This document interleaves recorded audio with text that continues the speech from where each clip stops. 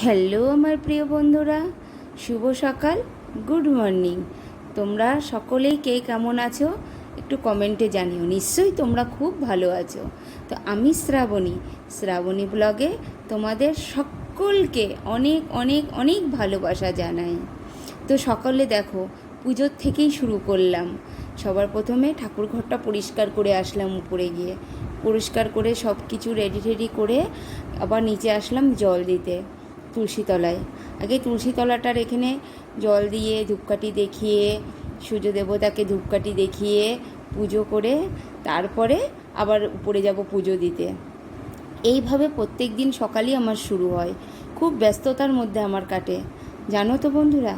দেখো কি ব্যস্ততাই, দেখো এই যে সকালে দেখো অগোছালো ঘরটা, রান্নাঘরটা তোমাদের দেখাচ্ছি।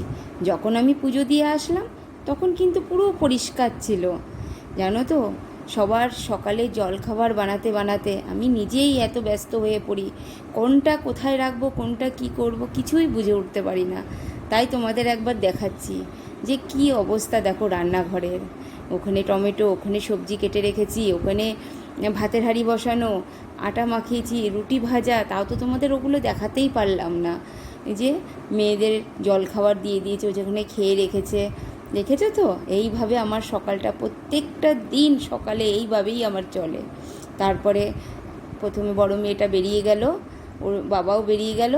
দেখো এবার বাসন কাসন সকালের, কিন্তু এটা সকালের যে বাসন হয়েছে, রুটি ভাজার বাসন, চায়ের বাসন, দুধের বাসন, সব দেখো এখন এগুলো মেজে ঘষে পরিষ্কার করে আবার এগুলো জল ঝরিয়ে রাখবো প্রত্যেক দিন সকালে। বন্ধুরা এইভাবেই আমার দিন কাটে, জানো না। এতটা ব্যস্ততার মধ্যে আমি থাকি, মানে বসার টাইম পাই না। ঘুম থেকে উঠে এইভাবেই আমি দাঁড়িয়ে দাঁড়িয়ে করতেই থাকি কাজ। কি আর বলবো, তোমার কাজ আর শেষ নেই। এইভাবে আমার প্রত্যেক দিনের সকালটাই শুরু হয়। বেসিনের মধ্যে যে জলটা জমা হয়েছে, নিচে চা পাতা পড়েছে ওই ছাঁকনিটার মধ্যে, তার জন্য জলটা এইভাবে জমা হয়ে আছে। আমি এই যে জলটা, যেই বাসনগুলো মেজে নিলাম, ছাঁকনির থেকে চা পাতাগুলো তুলে দিলাম, দেখো জলটা কিন্তু বেসিন থেকে চলে গেছে। এবার এইভাবেই বাসনগুলো আমি সব একটা একটা করে ধুয়ে নেব। হ্যাঁ, প্রত্যেক দিন এইভাবে, জানো না, একবার বাসন মাজি না কিন্তু।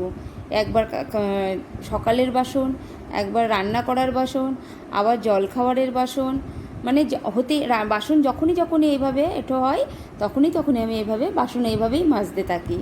হ্যাঁ, এইভাবে আমি প্রত্যেক দিন, মানে কত যে বাসন হয়, আমি যদি একবারে জমা করে একবারে বাসন মাজতে যাই না, মনে হবে যেন আমাদের বাড়িতে কত লোক না থাকে, কত বাসন আমাদের বাড়িতে, জানো না, এমনটাই মনে হবে। জানো তো, এই অল্প অল্প করে বাসন মাজি বলে তাই এতটা বুঝতে পারি না, তো কষ্টটাও কম হয়। যেটার সময় তখন সেটা করে নিই, তাহলে একটু কষ্টটা কম হয়। বুঝেছো বন্ধুরা। এবার দেখো ঘরে এসেছি, ঘরে এসে একটু ঘরটা দেখিয়ে দিলাম গুছানো। তারপর আমার ছোটো মেয়েটা কলেজে বেরিয়ে গেল, আমি ওকে আবার টাটা বাই বাই করতে বেরিয়ে যাচ্ছি। ও বলছে, মা তুমি ভিডিও নিও না। আমি বলছি, না দাঁড়া একটু তোকে টাটা করে দিই। তাই বললাম যে তুই তাড়াতাড়ি চলে আসিস বলে ও চলে গেল। এবার আমি একা একা আবার দুপুরবেলা সব শুরু হয়ে যাবে, একা একা রান্না বান্না কাজ কর্ম।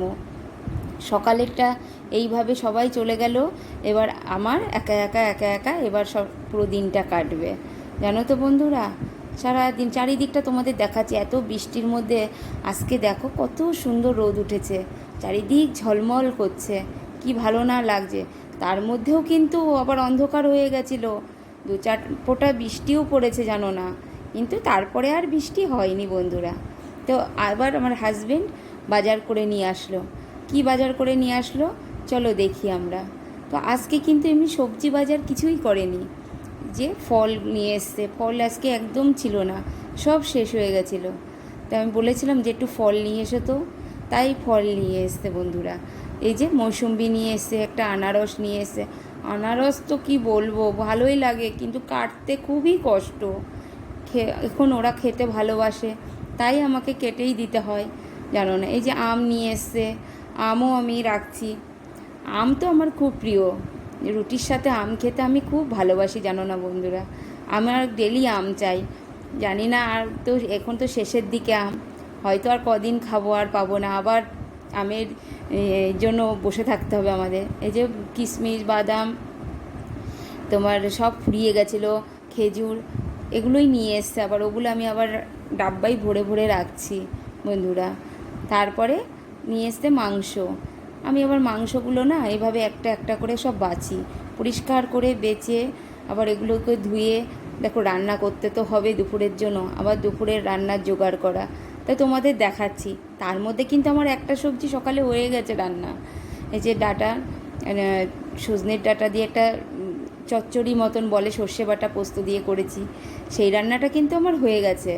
ওদের রুটি তরকারি করার সাথে সাথে রান্নাটাও আমি সেরে নিয়েছি কিন্তু বন্ধু। তা এখন আবার চিকেন নিয়ে আসলো, তো চিকেনের আমি এখন পরিষ্কার করতে হবে, সবার আগে পরিষ্কার পরিচ্ছন্ন করে ধুতে হবে চিকেন।